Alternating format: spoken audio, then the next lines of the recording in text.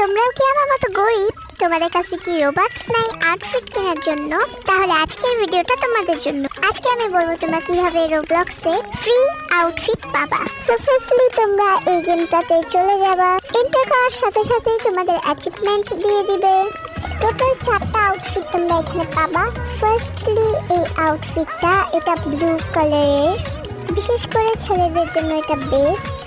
Secondly তোমরা পাবা green কালারের, গ্রিন অ্যান্ড সিলভার শেডের, এটাও ছেলেদের জন্য পারফেক্ট।